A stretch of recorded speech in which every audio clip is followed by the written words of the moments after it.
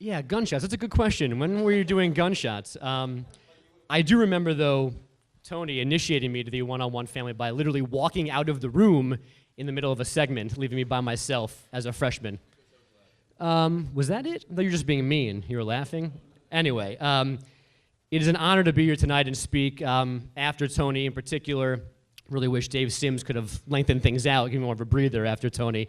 And Chris Carino as well, which kind of is, to me, an example of why this is such an amazing place, because Chris gave me my first job at a school, kept me from Kalamazoo, Michigan, somewhere in Wisconsin or Texas, I don't know, allowed me to stay here in New York, and continue to, I guess, start a career and then build it, and luckily I've never left. But most importantly, it's important to me to be here for Bob, because it's hard not to be mean to Bob. If you know Bob, with all the Bob stories, you end up telling a lot of them that paint Bob not necessarily in the most glorious of lights. Like this one time, you may remember this too, Tony.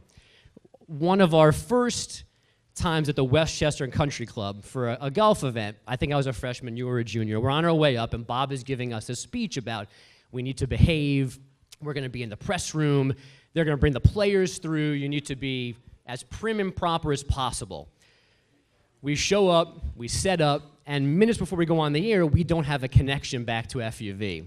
So there's some panic. We're trying to stay calm. Bob is now on his feet, headsets on, screaming at George Evans, who I don't think is here tonight, about getting us on the air, which has done everything Bob told us not to do on the way up to Westchester. There are people now in the media room, writers, TV folks, turning around, wondering who this man is in the back, screaming, maybe cursing, I don't remember, but trying to get us on the air. But Bob is, you may be the most unbelievable person I know, because when you try to describe Bob to someone who doesn't know Bob, they can't believe that Bob exists. But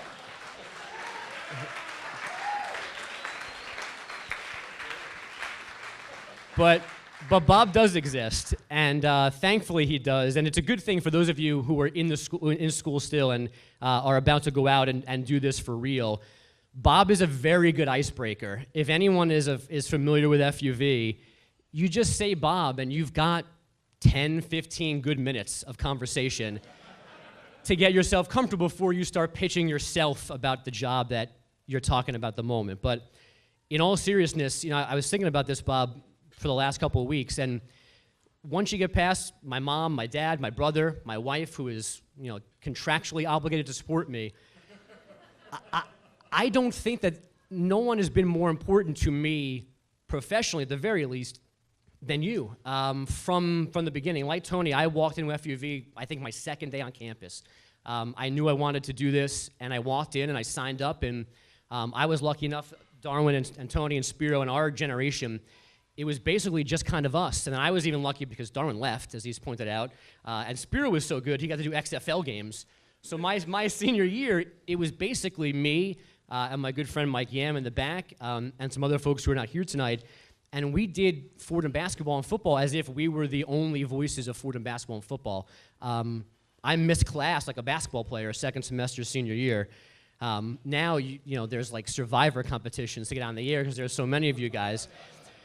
But, that having, I guess, little competition, fewer bodies allowed me to sit with Bob and the great guys that Bob convinced and tricked to come in and talk to us, and got us all going in the right direction, and we continued that. But, I graduated in 2002. It's now 2014. I've been out for a long time now, and Bob is still the first person I talk to for tips. I send, every time I do something new, a new sport, a new medium, I check in with Bob. He continues to give me tips on jobs, none of which have come through just yet. You keep mentioning that you're my agent. Agents usually get people jobs. And I'm more than happy to give you your 2% or whatever, but there's no way that I am who I am in my career without you, and I'm not in any way the only person that can say that tonight. I hope you know how much you mean to all of us, and it is an honor to be here tonight, and as Mr. Carino said, here's to, I don't want to say 40, that'd be mean to Ginger and Linda and Chuck, but maybe like 10 more years of you, Bob.